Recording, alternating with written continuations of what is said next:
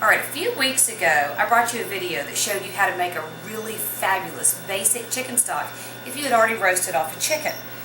This way is what you do when you haven't already roasted off a chicken and you still want all that fabulous flavor. So this is a basic chicken stock starting from the raw ingredients. Now, I love classic technique. I have been fascinated with classic French cuisine forever, but I grew up in the country and I cannot stand to waste a penny when it comes to my food budget. So this is my way of capturing all the phenomenal flavors that you get from the best of European cuisine, but doing it my way so that we don't waste anything. Alright, so here's how you do it. We're going to start with the most basic ingredients. Instead of using a couple of whole chickens and letting those simmer off for about 4 hours, we're going to start with about 4 pounds of chicken thighs. Now you can use chicken legs as well. This just happened to be what was on sale at my market this week. And so this was about 87 cents a pound, which I think is a pretty good deal for a protein, no matter how you do it. Alright, so everybody's in the pot. A couple of stalks of celery. Wash them, but don't worry about trimming them up. Some carrots, and again, I washed them, but I didn't worry about trimming them too much. And those are in the pot. And my new kitty is trying to get up here, so if we see Raoul in a minute, we see Raoul. Alright, a little handful of fresh thyme. Fabulous flavor it provides. Unbelievable depth to the finished product. In there. Now look here. I often do this with the onion and carrot and celery as well. If you're really trying to work the budget, Raoul, no. This is what I did with the parsley. I bought lots of fresh parsley. Go away, kitty. I bought lots of fresh parsley this week. And you use the leaves, but not usually the stems. Well, the stems have amazing flavor in them.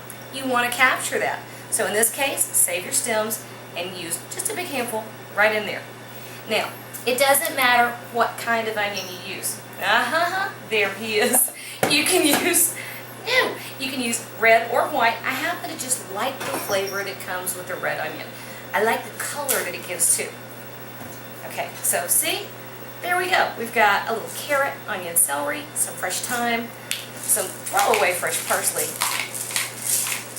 cranks of black pepper, and this is all you do at this point. We're going to cover our pasta strainer with fresh cold water. Start with cold water. We're going to take this to the stove and we're going to put it on simmer. Okay?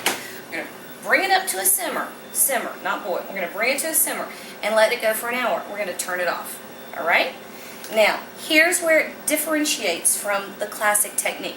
Normally, you would let it keep going. But I can't handle the waste. So, after an hour, I pull the chicken thighs out, I take the meat off, and I throw everything left over back in there. All the bones go right back in the pot. And this is where we take the next step. Now, this part is classic. The trick to a fabulous chicken stock is to never let it boil. And the reason is, it makes the broth cloudy and muddy looking, which, kind of affects the flavor, but it very much affects the appearance. So at this point, come in here, can you see this? If your broth, when it's cooking, is not moving any more than that, you're doing it just right. That's exactly right. It doesn't have to do much more than barely pop the surface on occasion. Now, check this out. See all this stuff? This is the fat that came off of the skin and some of the cartilage stuff that's in the chicken bones. And you'll see some foamy stuff on occasion. You're going to get rid of that. Now, another way you can do this is to stick the entire pot right in the fridge. The fat will rise to the surface and congeal, and you can just scrape it off. And I do that all the time. But this case, I'm shooting a video to show you how, so I'm just pulling it off with a spoon. Okay? You see that?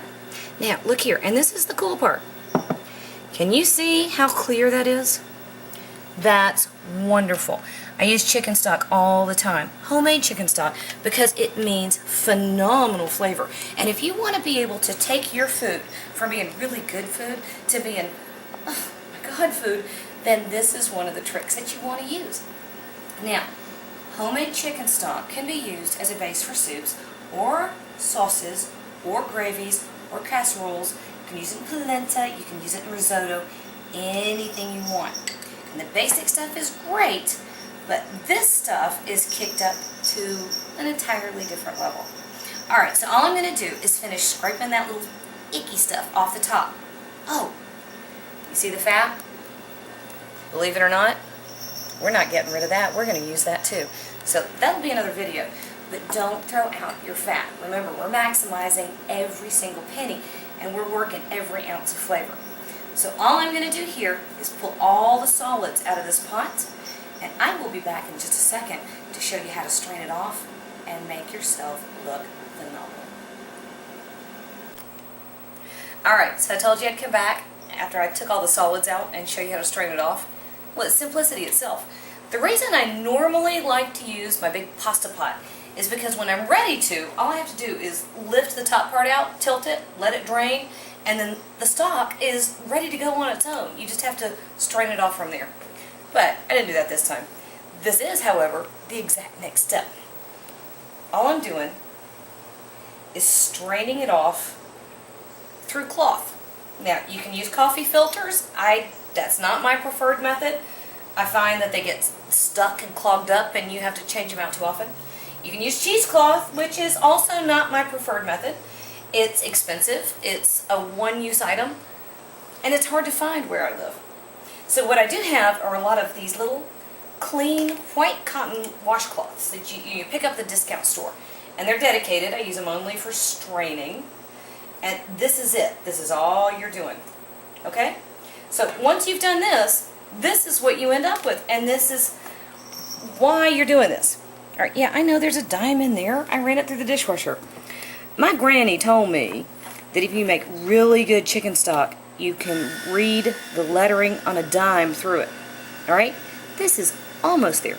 All right, can you see the little tiny sparkly things on top? Ooh, yeah, you can. All right. That is what you want to take off in the next step, which is what you're going to do.